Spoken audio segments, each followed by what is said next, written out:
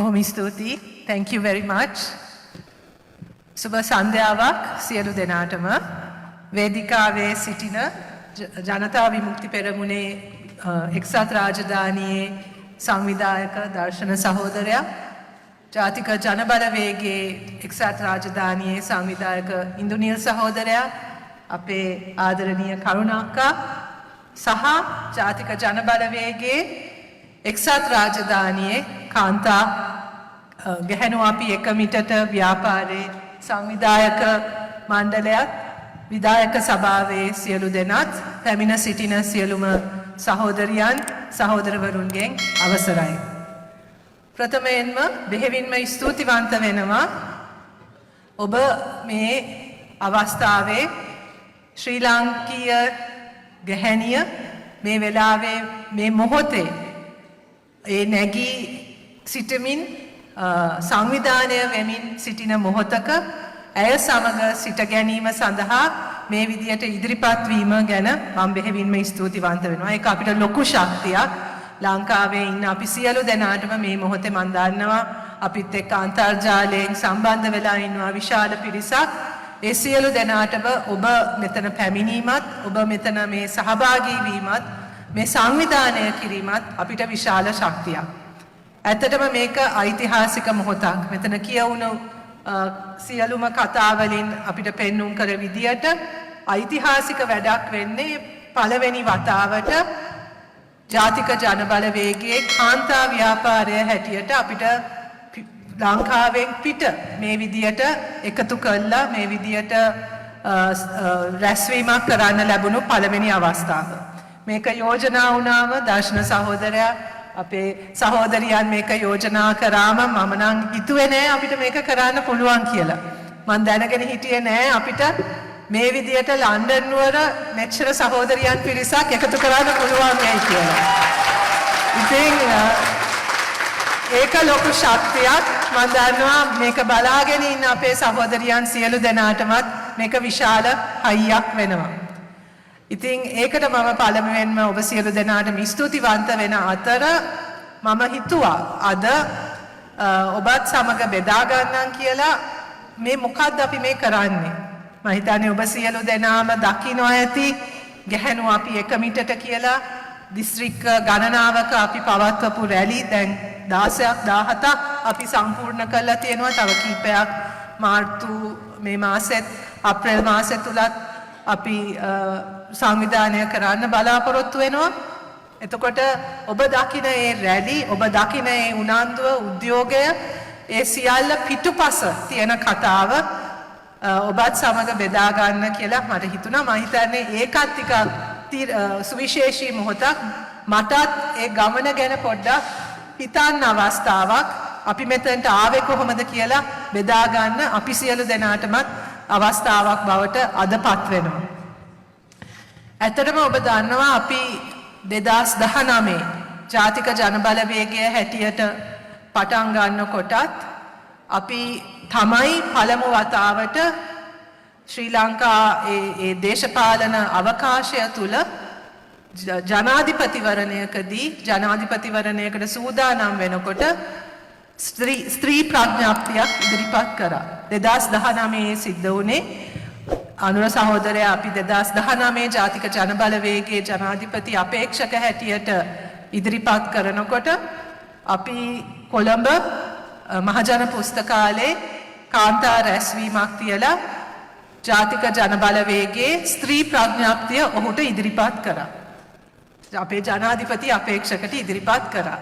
පස්සේ ඔහු ඒක පිළිගත්තා, ඒක අනුමත කරා. ඒක තමයි 2019 ඉඳන් ජාතික ජනබලවේගයේ කාන්තා ප්‍රතිපත්තිය බවට පත් වුණේ. මට එතන එක අවස්ථාවක් මතකයි. අපි ඒ ප්‍රඥාප්තියේ දාලා තිබ්බ එක ඉල්ලීමක්. ඒ ඉල්ලීම තමයි මහමැතිවරණයේදී 50% නියෝජනය අපිට අවශ්‍යයි කියලා. ගැහැණු අපිට අවශ්‍යයි කියලා අපි ඒ ප්‍රඥාප්තියේ දැම්මා. 2021 දැම්මේ. මට මතකයි අනුර සහෝදරයා දැන් මේක අහගෙන ඉන්නවනේ අපි කියනවනේ එකින් එක මෙන්න මේවා තමයි අපේ ඉල්ලීම් කියලා. ඉතින් ඊට පස්සේ අනුර සහෝදරයාගේ අවස්ථාව ආවම කතාව කරන්න ඔහු කිව්වා හරි අපි එකඟයි. ඊපස්සේ පිටිපස්සේ හැරිලා අපි ඔක්කොමලා හිටිය 50ක් 75ක් විතර කාන්තාවන් ස්ටේජ් එකේ ඕගොල්ලෝ ඔක්කොම ලෑස්ති වෙන්න කිව්වා එහෙනම් ඉල්ලන්න. හරි එතකොට ඒ වෙලාවේ අපි ඔක්කොලාගෙන් කටවල් ඇරුණා. අපි එහෙම එච්චර දුරදිග හිතුවේ නෑනේ. අපි ලොක්ක වගේ කිව්වට මේ අපිට 50ක් ඕනේ කියලා අපිට ඉල්ලන්න වෙයි කියලා අපි කවුරුවත් හිතුවේවත් නෑ. හැබැයි එතකොට තමයි අපිට යථාර්ථයක් තේරුනේ. ඇත්තටම එතන තමයි අපේ මේ ආරම්භ වුනේ. කියන තරම් ලේසි දෙයක් නෙවෙයි ගැහැණුව අපිට දේශපාලනය කරන එක.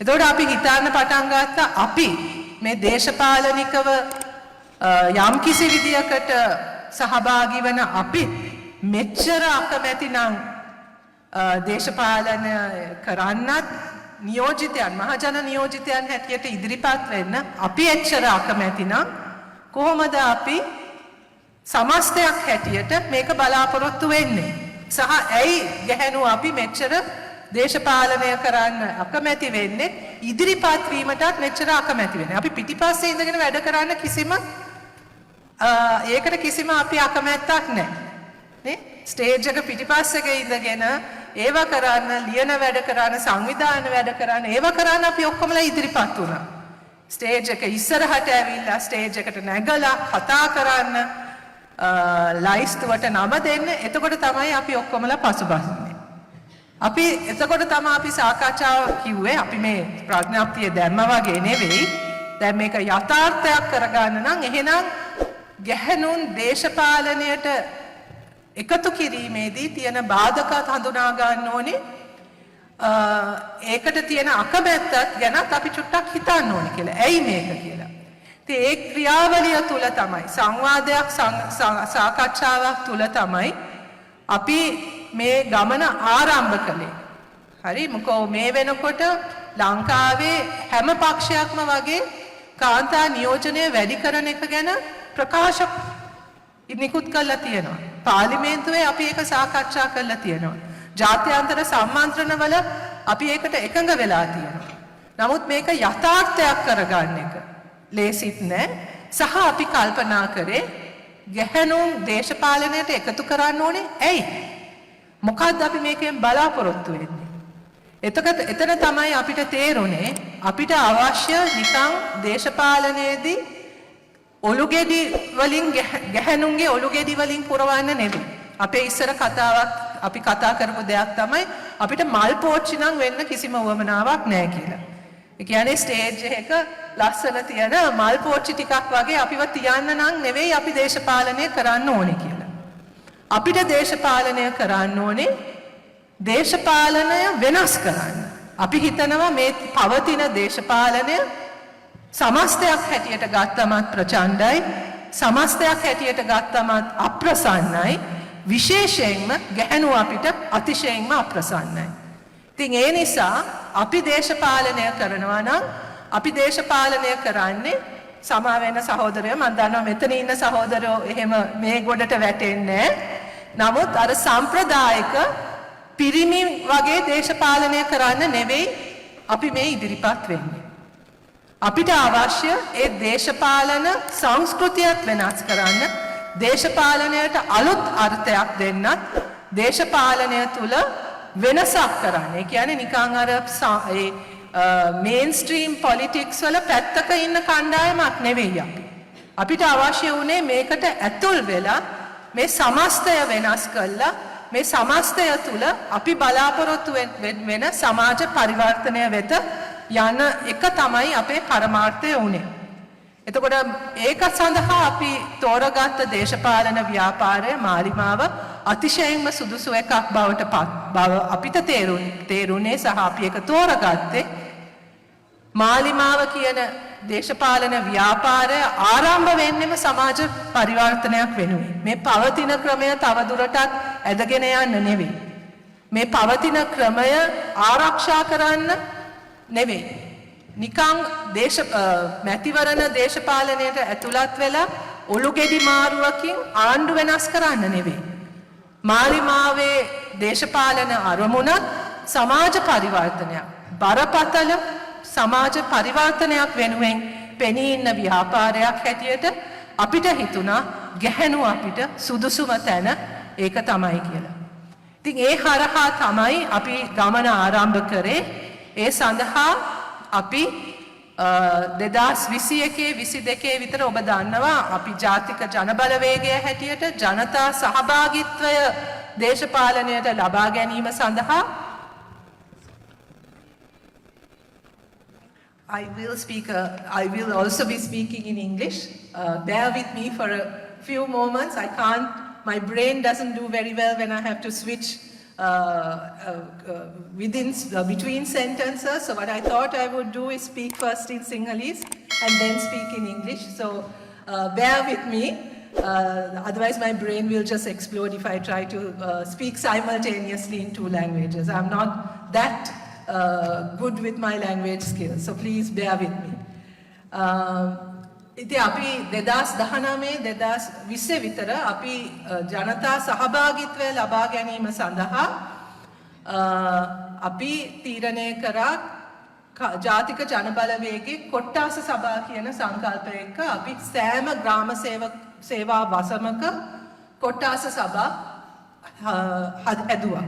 ඒ කියන්නේ ගමේ නායකත්වය ගන්න ජාතික ජනබලවේගයේ දේශපාලන ව්‍යුහය බිම්මට්ටමේ දේශපාලන ව්‍යුහය සකස් කිරීම සඳහා ජාතික ජනබලවේගයේ NPP කොට්ටාස සභා සෑම ග්‍රාම සේවා වසමකම මේ වෙනකොටත් අපි හදලා තියෙනවා. ඔබ දන්නවා ඇති ලංකාවේ ග්‍රාම සේවා වසම් 14000ක් විතර තියෙනවා. මේ වෙනකොට අපි 11000ක විතර NPP සභා හදලා තියෙනවා.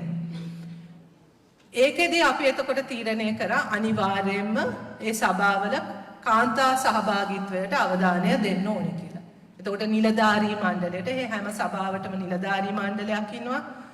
සභාවක් තියෙනවා. ඒකේ කාන්තා සහභාගීත්වයට අවධානය දෙන්න කියලා ඒක අවම වශයෙන් 30%ක සහභාගීත්වයක් තිබිය යුතුයි කියලා අපි තීරණයක් ගත්තා. හැබැයි මේ ක්‍රියාවලිය ආරම්භ වෙනකොට බොහෝ තැන්වල අපි දැක්කා එහෙම සහභාගීත්වයක් තිබ්බේ නැහැ. හරිම අමාරු වුණා අපිට මුලින් මේ සභාවලටත් කාන්තා සහභාගීත්වය ලබා ගන්න. එතකොට ගිය අවුරුද්ද ඊට පස්සේ ඔක කොවිඩ් සහ අපේ ආර්ථික අර්බුදය නිසා අපේ ක්‍රියාවලියත් ටිකක් ඒකටත් අභියෝග රාශියක් එල්ල වුණා. නමුත් ගිය අවුරුද්දේ අපි තීරණය කරා එහෙමනම් කාන්තා සභා කියලා අපි වෙනම හදමු කියලා. එතකොට තමයි අපිට තේරුනේ කාන්තා සභා කියලා අපි වෙනම කොට්ටාස සභාවලට ඇරෙන්න ගැහැණුන් විතරක් ඉන්න සභා හදන්න පටන් ගත්තම මෙන්න බලාගෙන යනකොට වසම් වලින් ගැහැණු හිතා ගන්න බැරි විදියට මේවට ඉදිරිපත් වෙන්න පටන් ගත්තා. එතකොට අපිට තේරුණා ඇත්තටම ලංකාවේ පළවෙනි වතාවට ගැහැණුන්ට ආරක්ෂිතව ගැහැණුන්ගේ නායකත්වය යටතේ දේශපාලන වේදිකාවක් හැදෙනකම් බලාගෙන හිටපු ගැහැණුන් බහුතරයක් හිටියා කියලා. ඒ අවස්ථාව දුන්නා විතරයි. ඒ අවස්ථාව ආවා විතරයි. ඒකෙන් ප්‍රයෝජනය ගන්න ගැහැණුන් පුදුම විදියට ඉදිරිපත් වුණා. ඒක මම හිතන්නේ එකක් අපි ඒ අවස්ථාව දුන්නා. හැබැයි ඒ අවස්ථාව හැදුනේ හරි වෙලාවට. 2023 වෙනකොට ලංකාවේ ගැහැණිය මම හිතන්නේ ඔබ දන්නවා කොහොමද අපේ රටේ ගැහැණුන් වැඩ කරන විදිය. ඔවුන් රැකියාවලත්, ගෙවල් වලත් බර අදින්නේ අපේ රටේ ගැහැණුන් කිව්වොත් ඒක බොරු නෙවෙයි. අපේ රටේ ආර්ථිකය ගත්තත් අපේ රටේ ආර්ථිකය තුල ප්‍රධාන ශේත්‍ර මේ රටට අපේ ශ්‍රී ලංකාවට ඩොලර් හම්බ කරන ප්‍රධාන ශේත්‍ර ගණනාවක වැඩ කරන්නේ ගැහැණුන්. සෑම ශේත්‍රයකම ගැහැණුන් වැඩ කරනවා. නමුත් ඔවුන්ගේ ඒ දායකත්වයට නිසි ඇගීම ගෞරවයක් සමාජය තුළ ලැබිලා නැහැ. ඊට වඩා ප්‍රශ්නයක් තියෙනවා. ඒක තමයි අපි ඒක ගැන කතා කරනකොට තමයි අපිට තේරුනේ ඇත්තටම ලාංකික ස්ත්‍රිය ලාංකික ගැහැණියට ඒ පණිවිඩය මෙතෙක් කල් ලැබිලා තිබෙන්නේ නැහැ කියලා. ඒ තමයි අපි කතා කරන්න පටන් ගත්තේ ගැහැණු වැඩ ගැන. ගැහැණුන්ගේ වැඩ කියලා දේවල් තියෙනවානේ. මෙතනත් කතා වුණා අපි වැටුප් නොලබ කරන වැඩ ගැන. මෙතන එක තැනක කියවුණා ඒක තමයි අපේ නිකන් මොකද්ද? ඒක තමයි අපේ responsibility එක අපේ නිකන් නේද? අපේ අනිවාර්යෙන් කළ යුතු වැඩ කොටසක් තියෙනවා. unpaid care work. වැටුප් නොලබා කරන සුරැකුම් වැඩ. හැබැයි අපේ රටේ මේ පහුගිය කාලය තුල ඒ වැටුප් නොලබා කරන සුරැකුම් වැඩ එක අනිවාර්යෙන් ගැහැණුන් කළ යුතුයි කියලා දෙයක්වත් නැහැ. ඒක මොකක්වත් ජීව විද්‍යාත්මක හේතුවක් නැහැනේ ඔය වැඩ ටික අනිවාර්යයෙන්ම ගැහැණුන් කළ යුතුයි කියලා. නමුත් සංස්කෘතිය තුල සමාජ ව්‍යුහයන් තුල ඒක ගැහැණුන්ට පැවරිලා තියෙනවා. හැබැයි ඒ වැඩ එන්න දුෂ්කර වෙලා තියෙනවා. එන්න පීඩාකාරී වෙලා තියෙනවා. මම හිතන්නේ මම හිතනවා මෙහෙත් එච්චර ලේසි නෑ කියලා. නමුත් මෙහෙ ඊට වඩා සහයෝගයෙන් වැඩ කරනවා කියලා මම හිතනවා. නේද? නේද දර්ශන සහෝදරයා?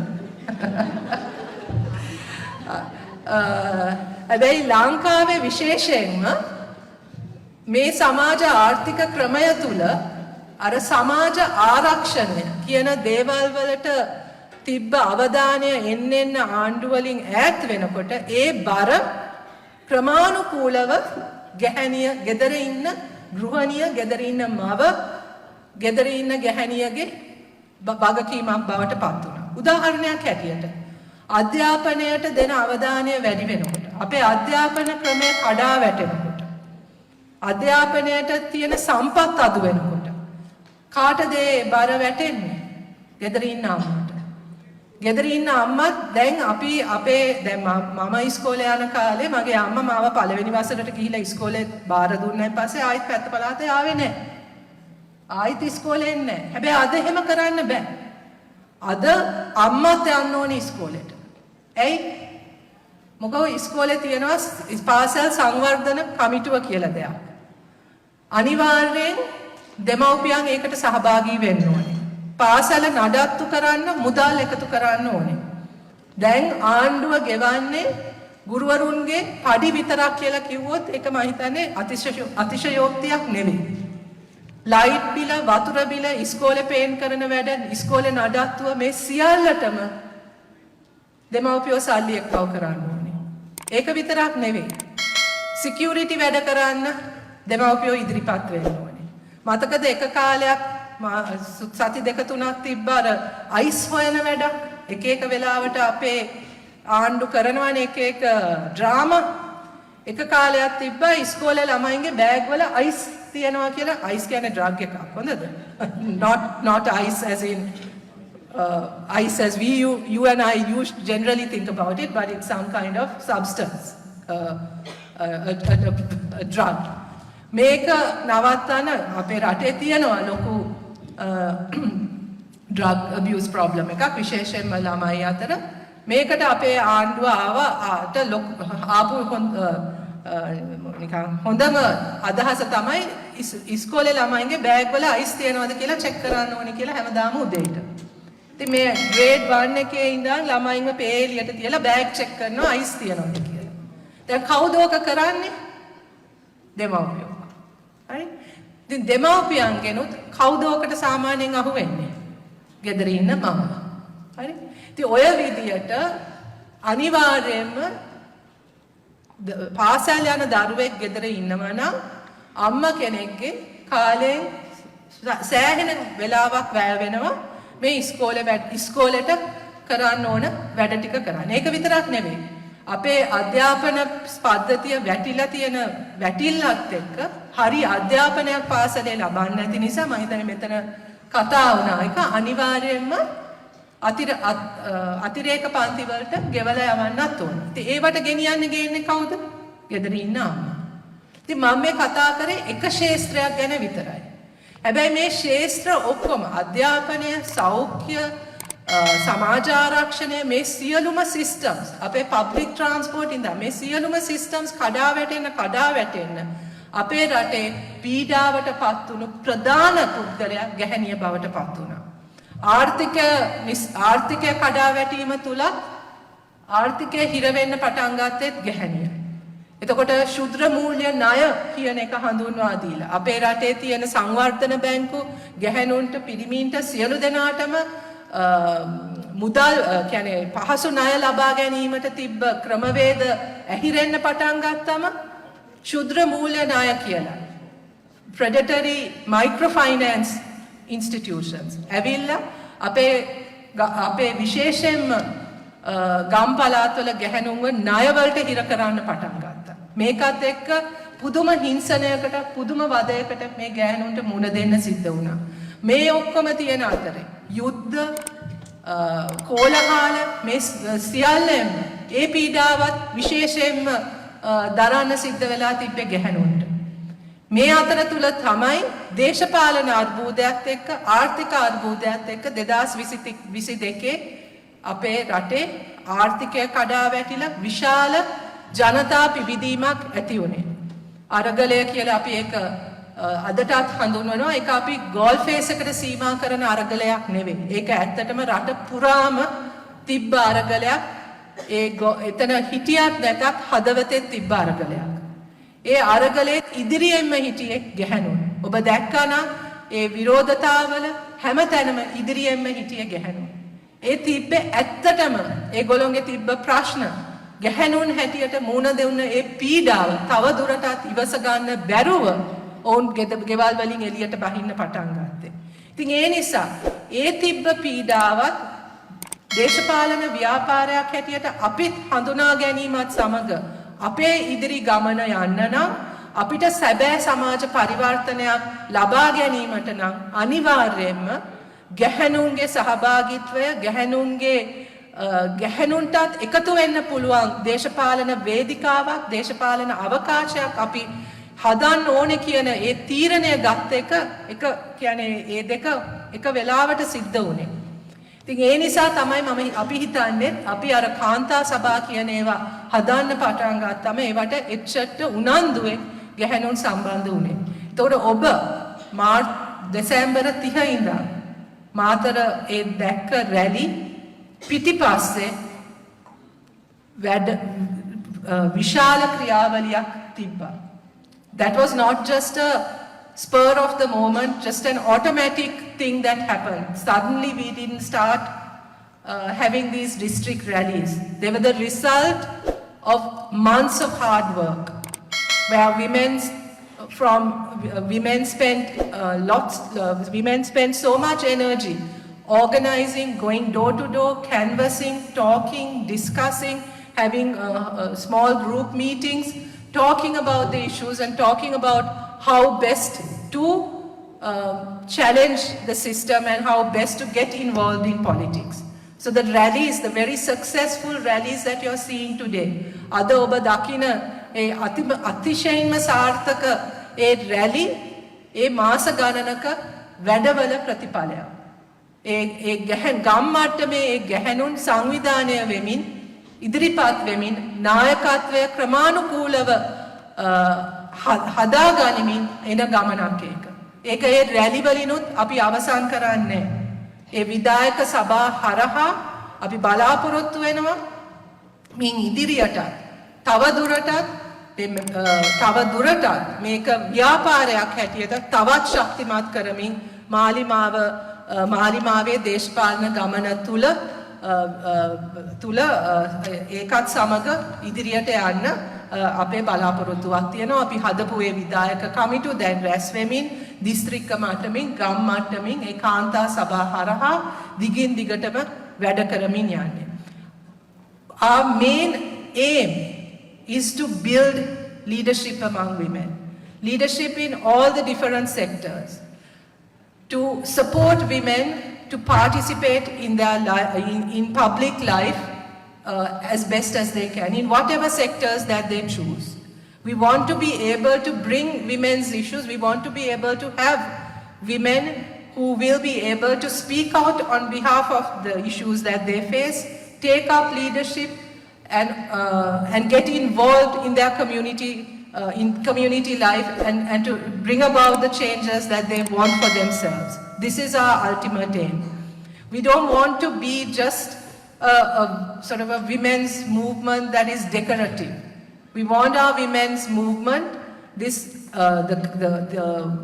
solidarity that is being built up among women, to really make an impact and to change the way in which politics happens in our country. To make it a safe space for everyone, to make it a more inclusive place for everyone, and to make everyone feel that being part of public life, being part of a political space is not something that is demeaning or not something that is somehow only bad people do or corrupt people do.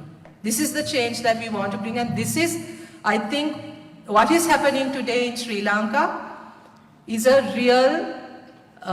is actually really significant in that it is beginning to, the way, especially the way that women have come forward, and especially the way that women have been participating in these events, have, I think, shaken the political establishment like no other movement has done before.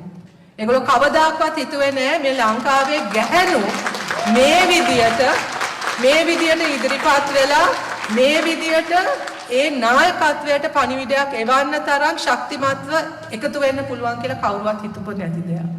මම හිතන්නේ ඒක තමයි අද සිද්ධ වෙන විශිෂ්ටම දේ සහ ඒක තමයි අපි බලාපොරොත්තු වෙන සමාජ පරිවර්තනයට වෙන්න පුළුවන් හොඳම දේ. ඒක තමයි. ඉතින් ඒක තුල අපි දකින්නේ රැස්වීම් වලට ඔබාවන, if you see these rallies and if you do get a chance, I'd encourage you to participate in some of these rallies. The energy there, the emotion there is something that I have never witnessed. People are there, there's joy, there are tears, there's emotion. People are there because they want to be there. People are there because they believe that the transformation that they are seeking is happening and that it is possible. And that they are part of that transformation. That is the most significant thing. And I think that is probably the most important change that is taking place in our country right now. That people are beginning to realize that they will no longer sit back and wait for someone else to change their lives for them. That they are going to be part of that change and that they are going to be the leaders in the transformation that is going to take place in our country. I think that is what is most significant, and that is what is most inspiring about what is happening in Sri Lanka right now. එතකොට මේ සියලුම අර්බුද අතර ඔබ බොහෝ වෙලාවට ඔබට ලංකාව ගැන අහනකොට ඇහෙන්නේ ඍණාත්මක දේවල් වෙන්න පුළුවන්. අපි බංකොලොත් රටක්, we are bankrupt. අපේ දේශපාලන සංස්කෘතිය දූෂිතයි, there's corruption everywhere. අපිට ඇහෙන්නෙම ඍණාත්මක දේවල්. නමුත් මේ මොහොත තුල මම හිතන්නේ ඒ සියලුම ඒ ඍණාත්මක දේවල් අතරම බලාපොරොත්තුවකුත් තියෙනවා. possibility එකක් තියෙනවා. There's a hope of there's space opening up for a different way of doing things, a different kind of politics. There's belief among people that a different kind of politics is possible. That is what is most inspiring about this moment. That is what I think is so significant and historical in this particular moment in what is happening in Sri Lanka. You will see women, men, children, young people of all age groups, all ethnic groups coming together, not necessarily because we agree with each other about everything, but because we are willing to talk to each other, because we are willing to discuss with each other, and perhaps for the first time there's a political platform that brings all these different people together, and where all these different ideas and all these different people can feel that they are part of something, part of a process and part of a process of transformation.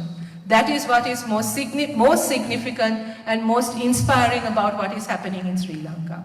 මේක තවදුරටත් නිකන් මේ ජාතික ජනබලවේගයේ මැතිවරණ ව්‍යාපාරයක් විතරක් නෙවෙයි.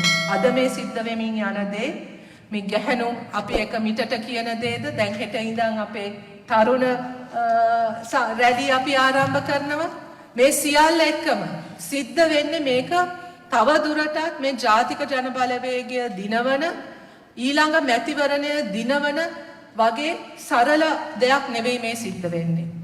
අපි මේ එකතු වෙන්නේ අපි මේ ගොඩනගමින් යන්නේ විශාල සමාජ පරිවර්තනයක් වෙනුවෙන් ලාංකික පුරවැසියා සූදානම් වෙන ලාංකික පුරවැසියාගේ මැදිහත් වීම තුලින් සිද්ධ වෙන විශාල ව්‍යාපාරයක් විශාල ක්‍රියාවලියක්. ඒක තමයි මම හිතන්නේ මේ වෙලාවේ ඔබට ඇත්ත වශයෙන්ම මම යෝජනා කරන්නේ මේ මොහොතේ බැරෑරුම්කමත් මේ මොහොතේ විශේෂත්වයක් තේරුම් ගන්න. මේක තවත් එක් මැතිවරණ වර්ෂයක් වෙන්නේ. මේක ලංකාව වෙනස් කරන වර්ෂයක් බවට අපිට පත් කරන්න පුළුවන්. ඔබ මෙච්චර කාලයක් හිතුවනම් if all of these years if you think about why you left Sri Lanka, many of you might have left for perfectly good reasons, but I think the very fact that you are here today suggests that you have some connection still with Sri Lanka. You still feel a sense of belonging to Sri Lanka. You still have some nostalgia about Sri Lanka. Despite all the awful things that might have happened to you in that country, especially as members of the Tamil and Muslim community in Sri Lanka, I think many of you would have felt that you do not belong, that you are always treated as a second-class citizen, as the other in every way. Despite all of that, you are here today because you still feel some sense of belonging with Sri Lanka.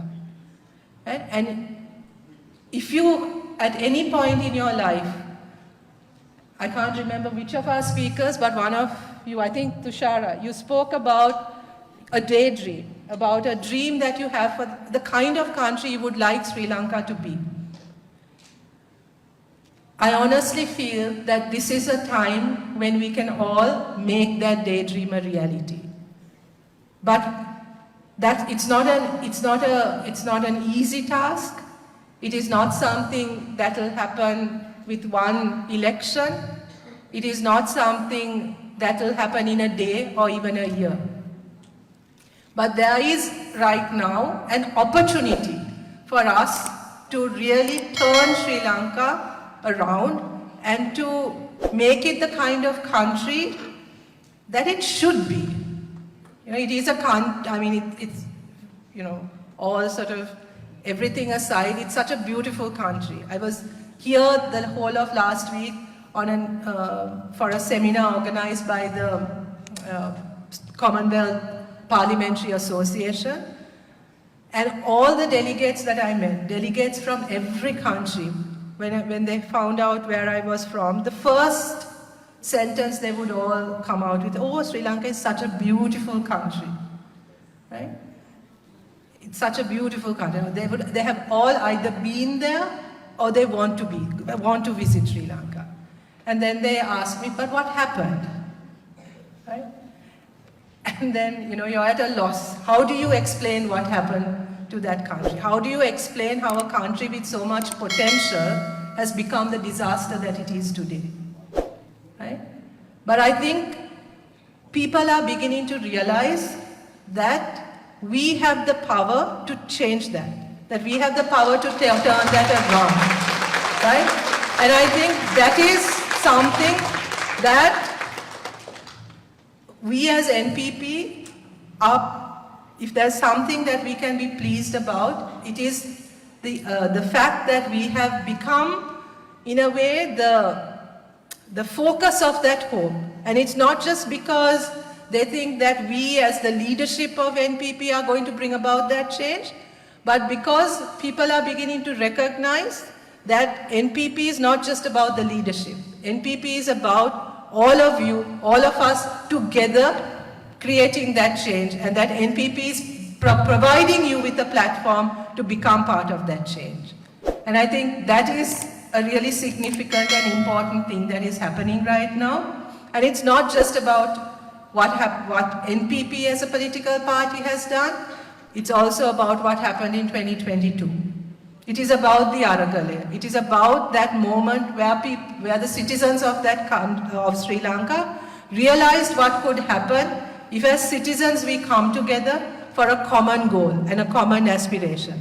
Of course, we realized very soon that just getting rid of a president is not good enough. We need to have a plan to do what happens when the president actually resigns or we get rid of the president. We need to make sure that we are in charge of the next phase of the reform as well, right? But that demonstrated to people the power of citizens coming together and the power of people organizing and working together. And that's a lesson that I don't think any one of us has forgotten. That's not a moment that any one of us has forgotten, right? Unfortunately, or fortunately as it may be, many of the political parties in Sri Lanka and certainly the current leadership have not recognized the change that has taken place in our country. That other අපේ රටේ ඉන්නේ 2019 හිටපු පුරවැසියත් නෙවෙයි 1994 හිටපු පුරවැසියත් නෙවෙයි 2015 හිටිය පුරවැසියත් නෙවෙයි අද ඉන්නේ වෙනස් වෙච්ච තමන්ගේ බලය පිළිබඳවත් තමන්ගේ අයිතිවාසිකම් පිළිබඳවත් යම්කිසි විදියකට අවදි වෙච්ච පුරවැසියෙක් ඉන්නේ තව දුරටත් ඔවුන් මේ දූෂිත දේශපාලනය ක්‍රමයන් පුරවැසියන්ව පාවිච්චි කරන බලයට එන්න දේශපාලනය කරලා දේශපාලනය හරහා ජනතාව සූරා කන ඒ දේශපාලන සංස්කෘතිය බාර ගන්න සූදානම් පුරවැසියෙක් නෙවෙයි අද තවදුරටත් ඉන්නේ වෙනස් වෙච්ච පුරවැසියෙක් හැබැයි ඒක තේරුම් ගන්න බැරි දේශපාලන ව්‍යාපෘති දේශපාලන පක්ෂ තමයි අදටත් හිතන්නේ ඔවුන්ගේ රැවටිලි වලින් මේ රටේ බලය තියාගන්න පුළුවන් කියලා තවදුරටත්. So you will see the same old things happening all over again. One political party distributes 10 kilos of rice. The next political party the next day says, no, we are going to distribute 20 kilos of rice. These are their solutions to the problems of the country, right? That is the extent to which they have reduced how they are going to resolve or address it, and that is the level of respect that they have for the people of the country. They have not even recognized the extent to which people have changed and that the people are demanding far more than 10 kilos of rice. They're actually not asking for any goodies. They're actually asking for a change in the system. They're asking for a political system, for representatives that actually are accountable to people and that are actually committed to serve the people. And that's what they're looking for. They're no longer looking for handouts. They are no longer looking for a patron who will protect them. They want something different. මේක තේරුම් ගන්න නැති දේශපාලන ව්‍යාපාරවලට අපේ රටේ අනාගතයක් නැහැ. ඒක තමයි 2024න් ඔප්පු වෙන්නේ. 2024 මැතිවරණයේදී අපි හිතනවා අර පැරණි දූෂිත ඒ දේශපාලන නායකත්වයටත් දේශපාලන සංස්කෘතියටත් ශක්තිමත් පණිවිඩයක් දෙන්න මිනිස්සු ලෑස්ති වෙලා ඉන්නේ ජනතාව ලෑස්ති වෙලා ඉන්නේ අපි ඒ බලාපොරොත්තු වෙන ඒ වෙනස වෙනුවෙන් අවශ්‍ය බලය ලබා ගැනීමේ පළවෙනි පියවර 2024 තුල ලබා ගන්න පුළුවන් කියලා අපි විශ්වාස කරනවා. ඉතින් ඒ නිසා අපි ඔබ සියලු දෙනාටමත් ආරාධනා කරන්නේ මේ මොහොත අතාරින්න එපා. Don't let this moment pass. I have met people who have traveled far and wide to come for our rallies and who participate in those rallies because of the expectation that they have and because of the trust they have that this time something different will happen. My request to all of you is also, please be part of that transformation. We no longer want, we are now as women, especially as women in Sri Lanka, I think many of you have looked upon us more or less with pity, as victims always. People who need charity, right? But I think this time we are not prepared to be victims anymore. We want to be in control of our own destiny, especially as women. I think we want to put an end to that era of where our 52% of votes have led to, have formed governments, our votes are actually what produce governments and produce leaders, only to have them turn their backs on us the minute they come to power. And I think that is what, for the first time, we have decided that we are not going to put up with that anymore, that we are not going to just let ourselves be used and discarded like what usually happens. We want to be part of creating our own destiny, and we want to be part of the change that is happening in Sri Lanka. ඉතින් මම ඔබ සියලු දෙනාටමත් ආරාධනා කරන්නේ, ඔබ සියලු දෙනාටමත් ඉල්ලා සිටින්නේ, මේ මොහොත ලංකාවේ තවත් එක් මොහොතක් ලෙස දකින්න එපා, තවත් එක් මැතිවරණයක් කියලා බලන්නත් එපා. මතු පිට සිද්ධ වෙන දේ විතරක් නෙවෙයි, මේ සමාජ පරිවර්තනය වෙනුවෙන් ඔබත් දායක වෙන්න. අපිට අවශ්‍යයි එතකොට මේක මේ ආර්ථික අර්බුදයක් පමණක් හෝ දේශපාලන අර්බුදයක් පමණක් හැටියට දකින්න නෙවෙයි. මේක මේ රටක් අලුත් මගකට ගන්න යන ව්‍යාපාරයක්. අලුත් මගකට හරවන්න හැරවීමට සියලු දෙනාම එකතු විය යුතු මොහොතක්. ඒක මේ ආර්ථික අර්බුදයක් විසඳන එක තරම් සරලත් නෑ. අධ්‍යාපන ප්‍රතිපත්තියක් ලස්සනට හදන එක තරම් සරලත් නෑ. සෞඛ්‍ය ප්‍රතිපත්තියක් හදන එක තරම් සරලත් නෑ. ඊට එහා ගිය ඒ ප්‍රතිපත්ති ක්‍රියාත්මක කරන්න පුළුවන් සමාජයක් හදන ව්‍යාපාරයක්. අන්න ඒ වෙනුවෙන් මම හිතන්නේ ඔබ සියලු දෙනාටම දායක වෙන්න පුළුවන්. ඔබ සියලු දෙනාටම වචනයකින් හරි එම පරිවර්තනය වෙනුවෙන් පෙනී ඉන්න පුළුවන්. You can defend that transformation, you can protect that transformation, and you can actually reflect that transformation that you want to see in the country. This requires for us to think differently, to redesign what we want from our country, in fact to reimagine what we want from our country. For far too long we have been satisfied in our separate groups, in our little silos. We remain in our little groups without talking to each other, without really understanding each other, thinking that we are the best and we know the best for everyone else. This is the moment for us to come out of that mentality, to actually reach out to each other, to actually listen to each other, and to find the solutions from within ourselves and from that dialogue that we have between ourselves. And that is what women in Sri Lanka are doing today. And that is what Gahanu Api Ekamitata is all about. It is about women talking to each other, women being heard, women being respected, women being listened to, and women taking charge of their own destinies. And that is the vision we have for the country as well. That is what we want for Sri Lanka to become.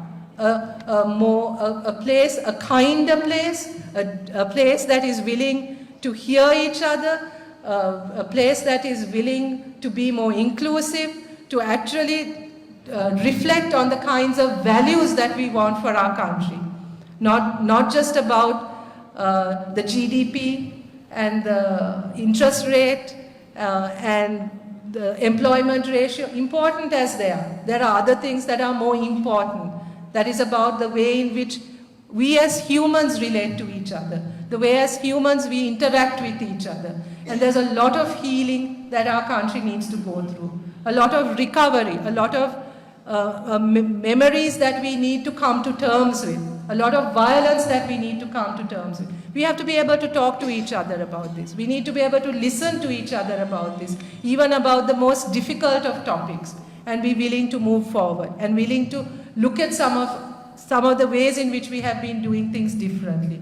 අන්න ඒකට අවස්ථාවක් ඇවිල්ලා තියෙන නිසා අපි ඔබ මම හිතන්නේ ලංකාවෙන් ඉතාමත්ම දුරින් හිටියත් ෆිසිකලි ඔබ ඉතාමත්ම දුරින් හිටියත් මේ සිද්ධ වෙන පරිවර්තනයට ඔබට සහභාගී වෙන්න පුළුවන්. ඒ සහභාගී වීමට අවශ්‍ය වෙන්නේ ඔබේ your sounds very sort of religious to say this, but what we need is your spiritual backing in a way, right? We need you to support us, we need you to back us, and we need you to defend us, right? Because this change is not going to be easy. There will be a small elite group that will do everything in their power to stop this change from happening, because they have been in control of what has happened in our country for so long, and they're not going to give up easily. But the people of this country are stronger than all of them. We have simply not realized our strength before. But by coming together and really recognizing the strength within us and understanding that as a collective force, as an organized group of citizens, we are much more powerful than that small elite that have actually ruined our country during the last 75 years. That era must come to an end, and ending that era is our responsibility. And we need your support to do that, and you can be and you must be part of that change. So I will end once again thanking you for your support, for your show of solidarity with what is happening in Sri Lanka. I know all of you are looking at us.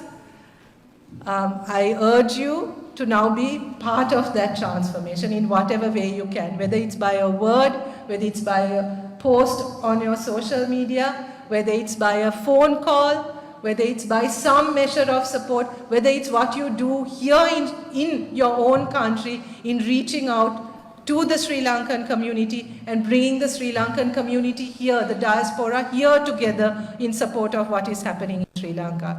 I really urge you all to reach out to each other in this group, within the Sri Lankan diaspora, and to show and to continue to show your solidarity and your support for what is going on. We really appreciate that.